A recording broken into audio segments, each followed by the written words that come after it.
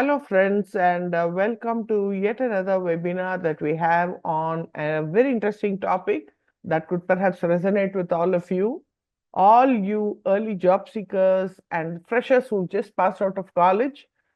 This is the season for you all to be looking at career options, placement interviews, the campus drives.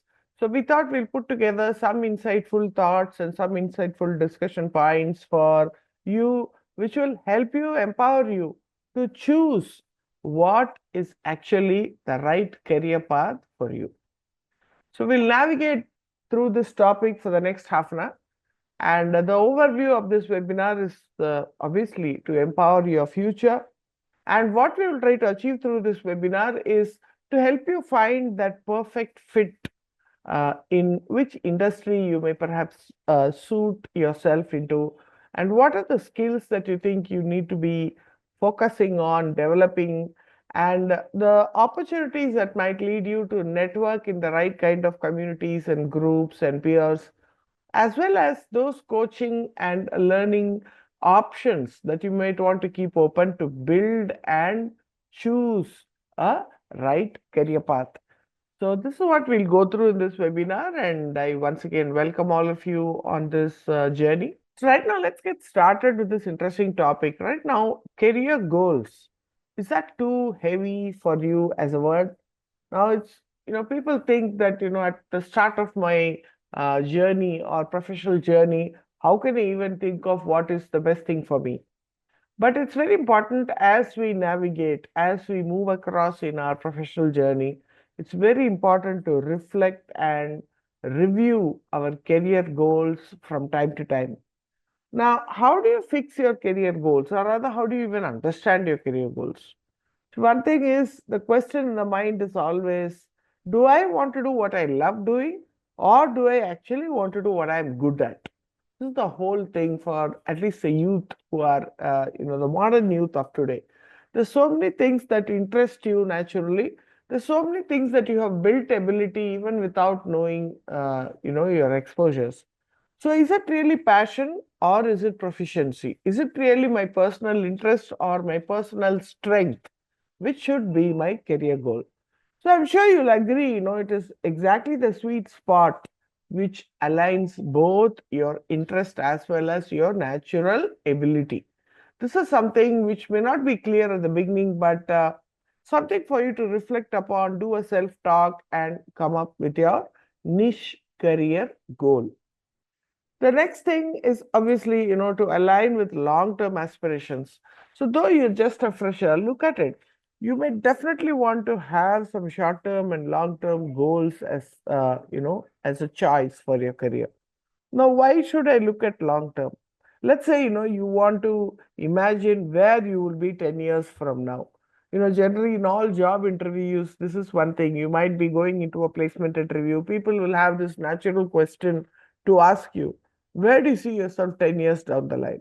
And most of the times the question is so overwhelming that, you never find a suitable answer in your mind. But just take a look at it a little more deeper.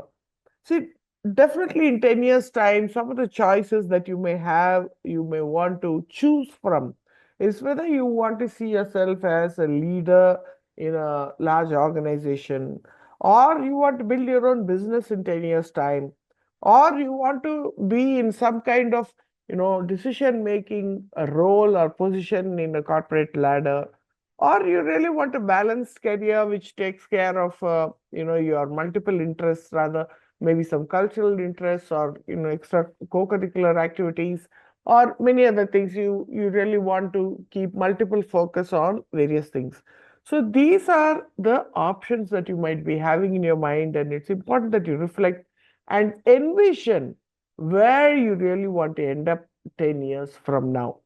You maybe through the course of 10 years it may change and it may evolve, but right now it's very important that you envision where you really see yourself in 10 years time, and that is a way really to align your career goal to your long term aspiration.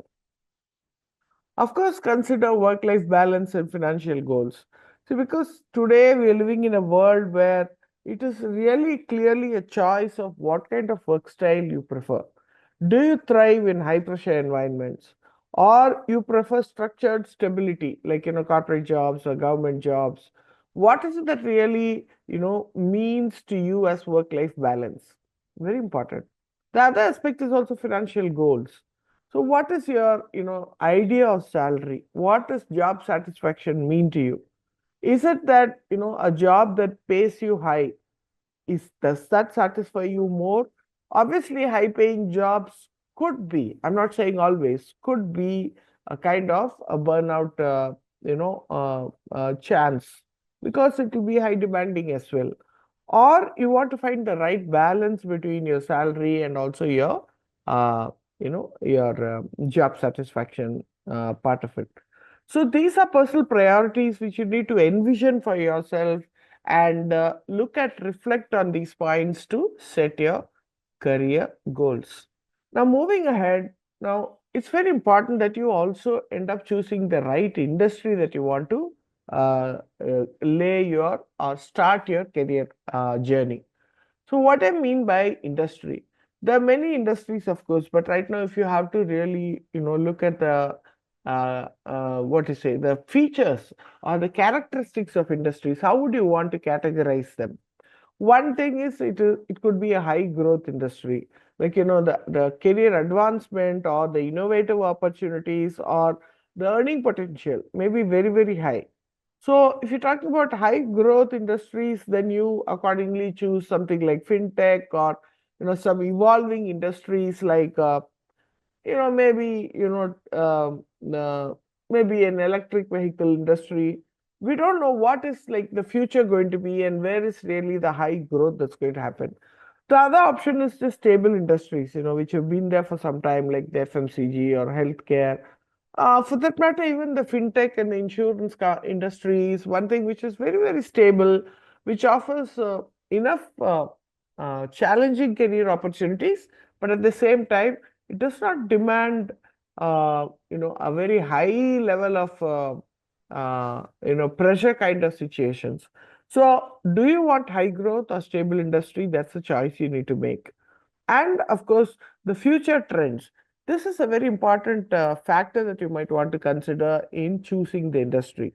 If you're more futuristic, if you're that person who really likes to look at what are the advancements that are happening in your industry, then you might want to go in for an AI industry, or an environment sustainability industry, or even for that matter, fintech, right? So fintech is actually revolutionizing banking, if you may say. Similarly, insurtech. So the technology that is coming into the financial industry is a huge empowerment, and there are many, many future trends that are likely to open up in the coming days. So being an MBA grad, maybe if you have finance and tech skills, you may want to look at an industry which has a lot of future potential, or a future changing, dynamic, emerging trends in the future. That is something for you to consider.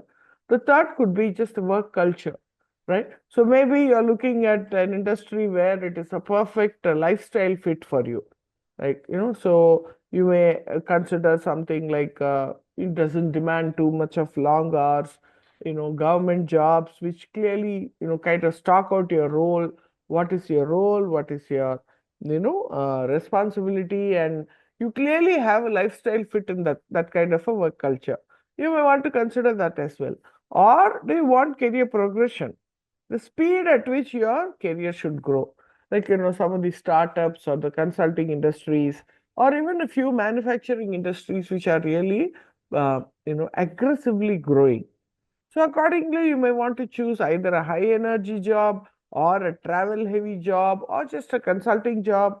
So all these are options that you need to really review, reflect, and choose which industry you want to go in for a job.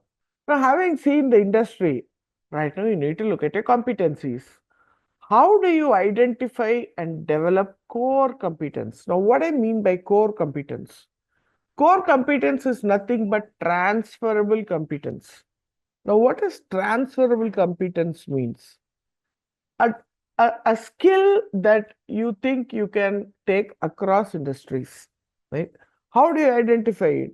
Maybe, you have, there are many tools available like, the MBTI test or the Gallup surveys or Gallup competency test. There are many competency tests which I will again cover in the last part of the webinar. But there are many self-assessment tools which you could kind of use to understand what is your transferable competency. For example, you perhaps you are a natural leader. You have this leadership ability in every situation, given a project or an activity in the college or even in your community or in your, any other peer group. You naturally have the tendency to take up things, take charge of the situation, and lead from the front to run the activity. So this is a transferable competency. It's very important that you identify it and nurture those kind of skills. And definitely you can use some self-assessment tools like the MBTI or the DISC or the Gallup, feedback assessment.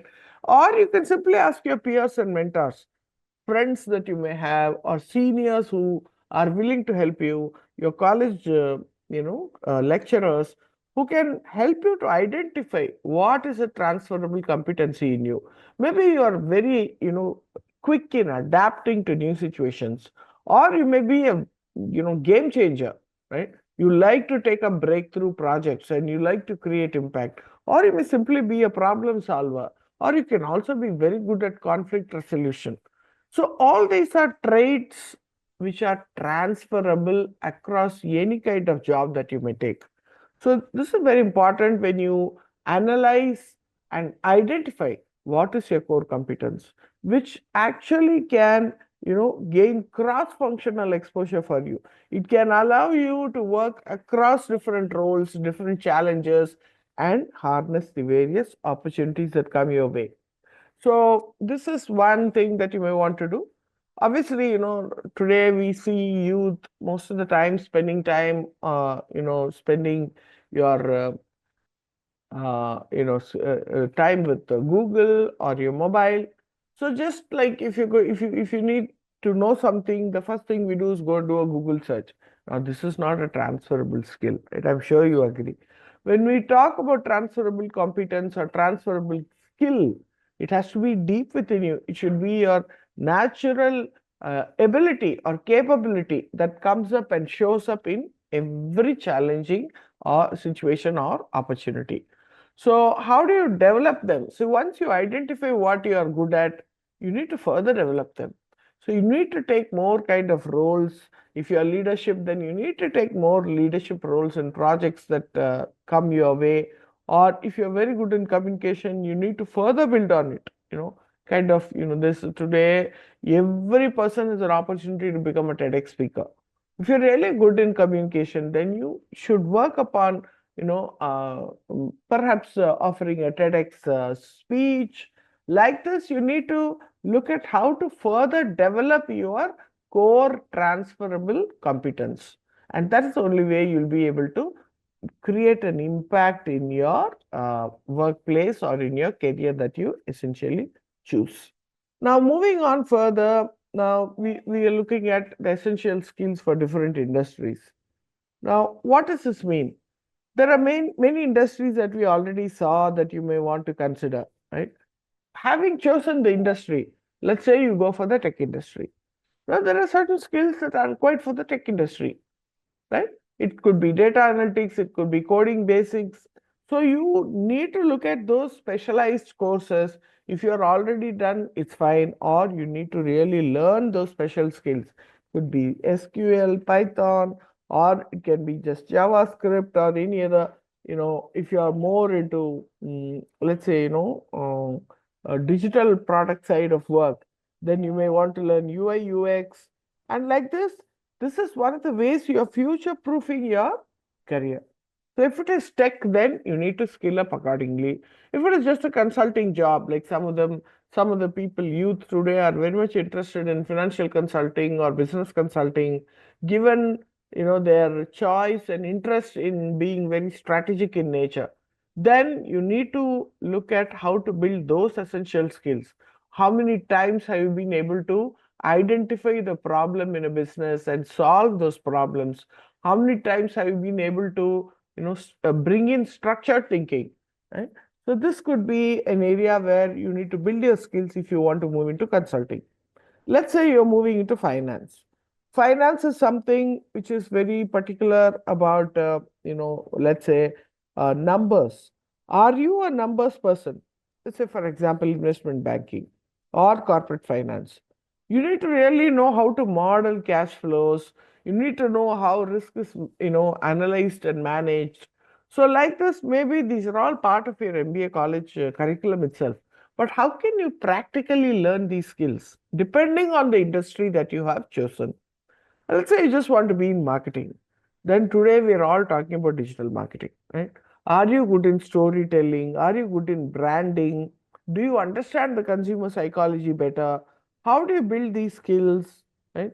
Maybe you should take a quick workshop on Google Analytics, or you should do some HubSpot certifications, or you may want to, kind of lay your hands on, running a few ad campaigns, because marketing today is all digital. At least 70 to 80% is digital, right? So you may want to do a course on SEO, or email marketing and stuff like that. So depending on which industry that you've chosen, very important to write down at least those top three skills that will be valued in that industry, and go and complete those learning opportunities and courses that you may have. So moving further now, the next step is to network. So without network, there is no success, right?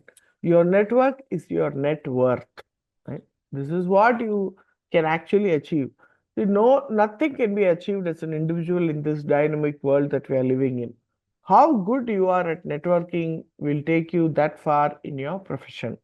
So you can start building your connections with your immediate surroundings. It's not like you have to network with big leaders whom you may not have access today. But right now, you can talk to your MBA alumni who are actually doing well in some other company. Connect with them on LinkedIn. Stay in touch with them. Get their insights. Ask questions to them. Your own professors, they're all there to help you all the time, right? Or LinkedIn is a platform, like I said, how effectively you network on LinkedIn is that much impact you can bring into your professional career.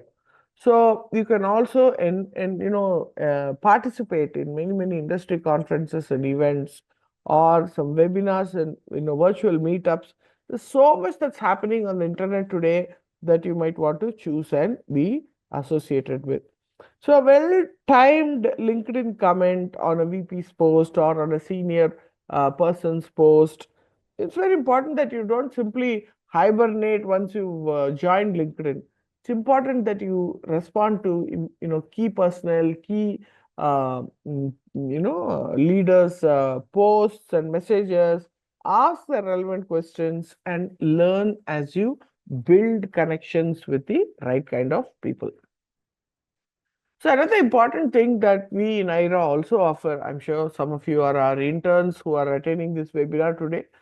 So it's very important that once you've chosen the industry, if it's finance and insurance, like in IRA Coaching, we as a company, we offer a 6-week long internship opportunity. Now, it's so important that you consider internship as a huge networking opportunity, because it's the fastest way to gain hands-on experience with industry contacts. So even if it is unpaid, it's okay. It offers you the access to company leaders and also to future job opportunities. It will just open up your profile to so many people who may find you interesting for their job roles. So treat every competition and internship as a job interview. And because it is so important, it is such an opportunity for you to show up your competitive edge. You must indulge and participate totally and create your own network in that frame. So also one another thing in terms of building network is how proactive you are. You cannot afford to be passive. So you cannot build network, you cannot build connections unless you are proactive. So though you built network connections on LinkedIn, how much are you following up? How much are you nurturing those connections? It's very important. And another thumb rule for building useful, meaningful connections is you give more than you take.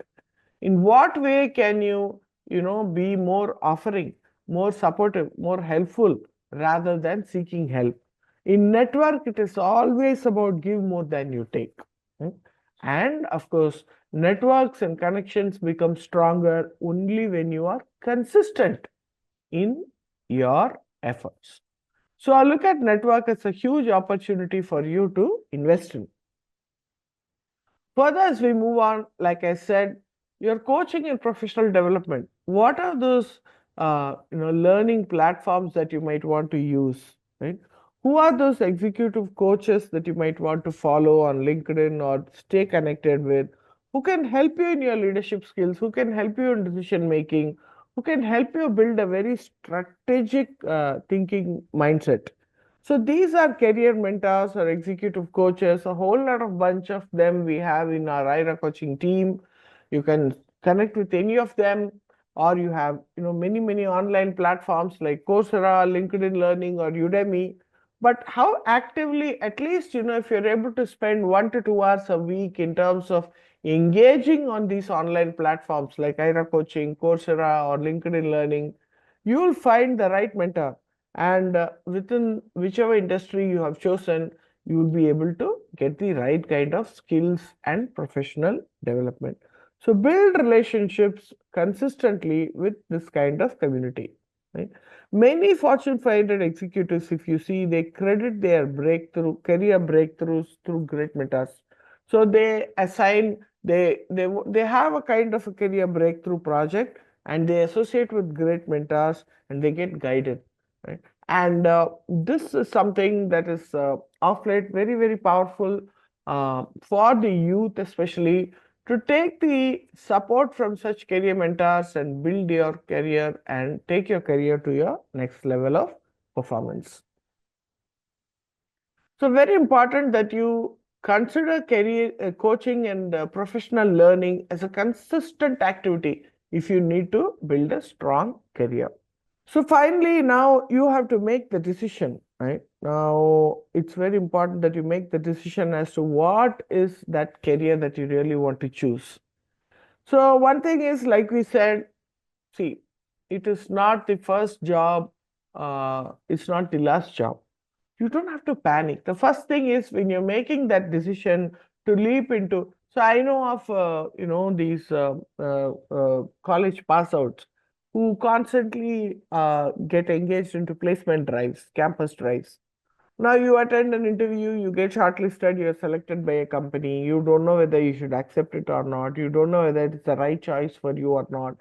This is where we thought we should bring this webinar for you to reflect upon what are your aspirations, what is your personal interest, what is your proficiency, where is, what kind of core competence that you think you have a natural ability for, and then accordingly choose the right career. So once you have chosen the right industry and the right career goals, it's very important that you launch yourself into internships.